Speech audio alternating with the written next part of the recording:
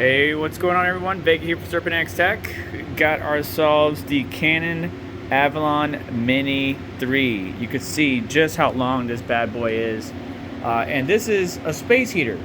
For Florida? Yeah, well, it mines Bitcoin, but it also creates heat. And yeah, for Florida, kind of doesn't make any sense, but it does get cold here in North Florida. And off rip, this box is about 3 feet long. So this unit is pretty long. Good packaging, a box within a box. It's pretty good to see. So let's pull this sucker out and take a look. The packaging says, transforming tomorrow, smarter efficiency, better lives. Canaan is committed to protecting the planet and devoted to green mining. And the packages that they're utilizing here is made with recyclable materials, keeping the earth in mind. When you open the package up, you're gonna get your instruction manual. You're gonna get a little envelope here, probably with some more or useful information, maybe a start guide. And then your Wi-Fi receiver is gonna be right here underneath the sticker. It's a little USB dongle. And then underneath that would be the miner, perfectly packaged, a lot of protection, some beads to make sure that there's no moisture getting inside the packaging, and then your power supply. And the power supply is the same cables that we come to know and love, but right angle, which is good because the power connector connects from up top. And the unit is right here. Really sleek, beautiful design. I love this aluminum looking finish. Obviously does warn us that this gets pretty hot, so you gotta be careful and mindful of that. Looks like we got a power button over here, the Canaan logo, and underneath we have filtration. All right, I'm assuming this comes off. Yes, it is magnetic. So we got a filter to filter out all the air. Looks like we got a control board or power supply over here on the left-hand side. I know that because there's the power connection right there. A little switch to turn it off and on. Even a USB, probably for that wireless dongle. And I'm not sure if that's a button. Yep, feels like a button right there. Not sure if that's for reset or IP. I'm sure the manual will tell us. And then that's pretty much it. The 2 hash boards, you can see them. Looks like there's 2. So 1, 2, yeah, 2 hash boards total is what I'm counting right now. All that's passed through. You can see the light going through the center there. And this thing hashes and mines Bitcoin. We're probably going to use it to connect to our solo node and add to our overall net hash. This filter is magnetic.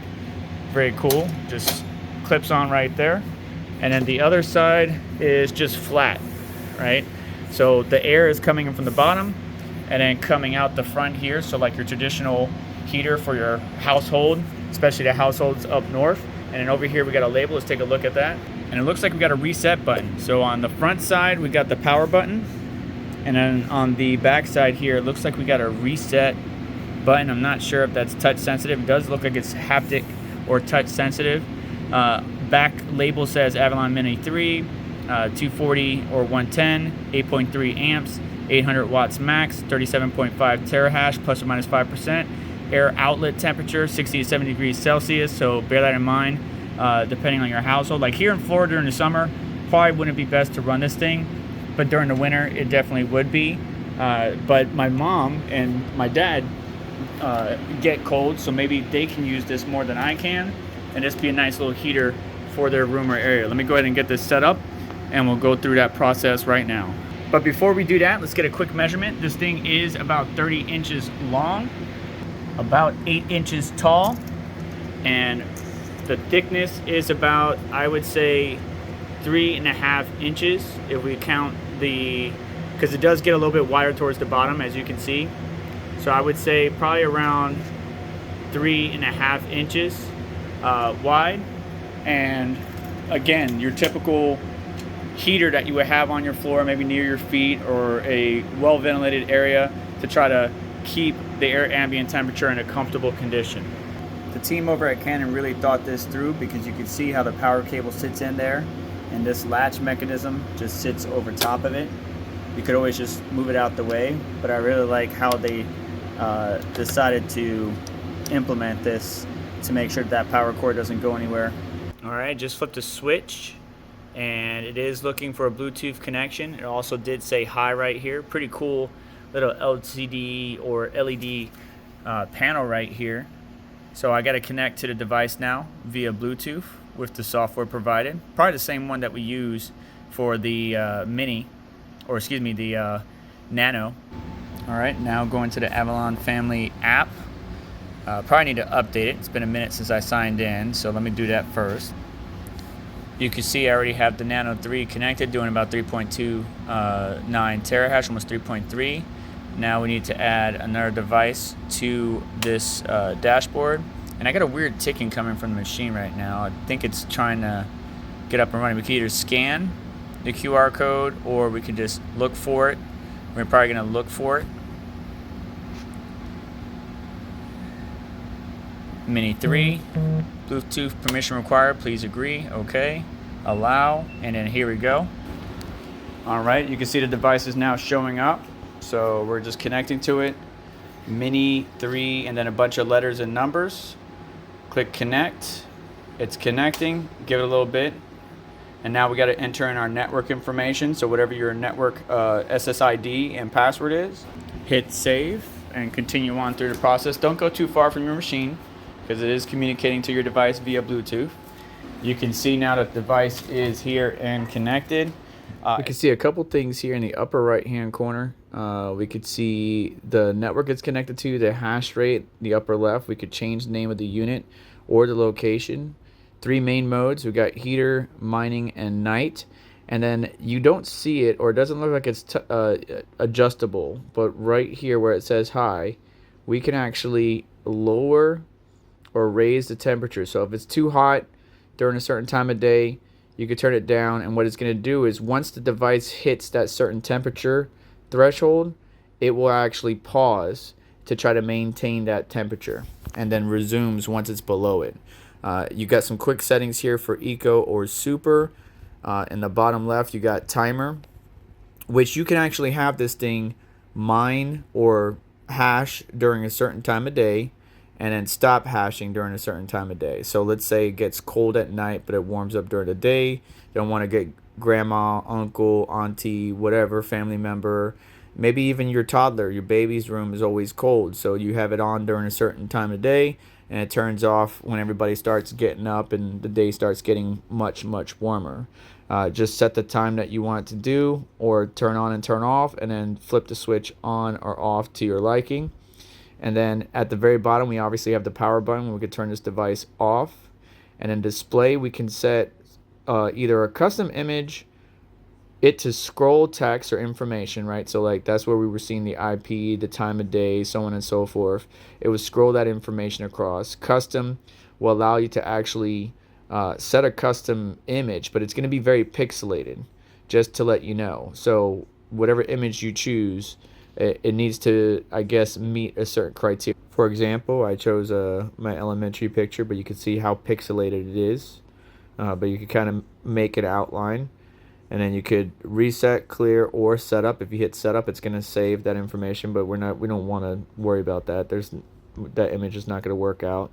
But play around with the images, see if there's anything that you like. You could adjust the brightness, and I will tell you this thing gets pretty darn bright. If you put it at 100%, and I probably don't want to do that. I say somewhere between 20 to 30% is fine.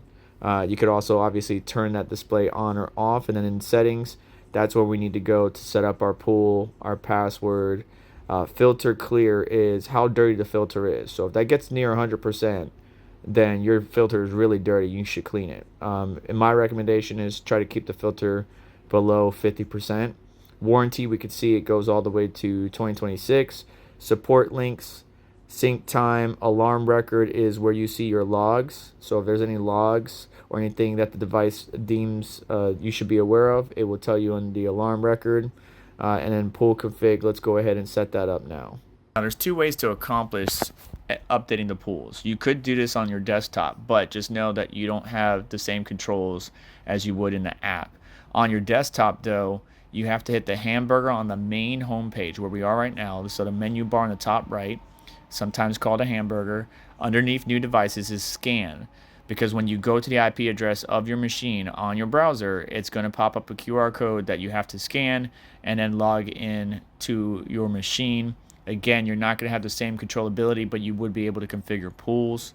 But in the app, we just go to settings as we were before, pool config, and then we got 3 pools. I will say that it needs to be all lowercase. Pool address needs to be all lowercase, no capital S. It needs to have stratum plus TCP and colon / and then whatever your pool address is. And if you are using F2 pool or one of those other pools that require an account name, not a Bitcoin address, it will be your account name dot your worker name, whereas in this case it's the Bitcoin address dot the worker name. And then the password does blank out once you save it. It is there, but you just can't see it. Just make sure you put it the password, whatever's required of your particular pool or the one that you like, and then just go ahead and hit save. And now your miner is going to start hashing on your address on the pool that you have chosen. Let me show you what the desktop QR code looks like real quick. As you can see, we have a screen with a QR code, and we have to use the Avalon app to sign in. So hitting that same menu button that I told you about, scan, and once you scan, it's going to log us in, but you don't have the same capabilities. Yes, we can click pool config right here, which makes your life a little bit easier because copying and pasting on a mobile device might be a little bit difficult, but you can't manage like the heat, the clocks. You can't change any of the settings, timers, all that stuff. All you can do is see basic information. And this is really funny because it says everything is fine. Just fine. Reminds me of that one meme. But anyways, let's move on. So it's scrolling information, not only showing me the IP address of the machine, but also showing what power setting we are on, or power mode. 760 watt mode is what we're on right now. This thing's putting out some pretty decent heat. I can feel it about 2 feet, 3 feet away from the miner. This would be very good for grandma up in Indiana to keep her feet warm during the winters or cooler days. I did turn it down to eco mode. While this front button does power off, you just saw it said buy. It does power off the device. The power button will actually cycle through like eco mode, super, or the scrolling feature. It's very finicky. So when you touch it, you know, don't push on it really hard. Just a little tap and it will come on. And right now, the front of this thing on super, we saw temperatures upwards of 60 degrees. You know, obviously we pointed directly into the vent area. We could get, I even saw 70 at one point in time. But the top side here, you know, if you have a little toddler, a little baby, a child, go around, be careful not to touch this top one. That's why they have that warning sticker there. But this thing can get upwards, especially in the middle of 50, you know, 50 plus degrees, and they would definitely hurt themselves if they fell on it and then stayed, you know, like if I put my hand on it and just stayed on it for a long time, that would definitely hurt me. The stand is not getting hot. The side stands are pretty good. And again, this is just a Bitcoin miner that also provides you heat for your household. I wouldn't be, even though we're getting around 31 terahash right now, I wouldn't be pool mining with this. Honestly, me and my personal setup is it's going to be added to my overall nano miners, right? My NerdAxe, my BitAxe, my FutureBit Apollo, to solo mine Bitcoin for a chance at hitting a Bitcoin block. A very rare chance, but a chance nonetheless. Matter of fact, somebody just hit a Bitcoin block in the early part of March, and then one hit it with a NerdAxe during the Bitcoin conference in Nashville. So it's a very slim chance, but it's a chance for sure. And by the way, when you do hit these buttons, it does make a little chime noise, which I thought was pretty cool. There we go. We can see the time. We can lock it just to show the time instead of scrolling. You could change all these settings on the smartphone that we just said or in your application. But definitely could see some use cases for this, and, you know, maybe helping keep your family nice and warm. You know, grandma, grandpa, dad, mom, you know, especially in colder climates here in Florida. Maybe not so much. In the winters, yes. And the summers, not so much. Let's take a look at the power draw. All right, it's ramping up. That's at 531 watts right now.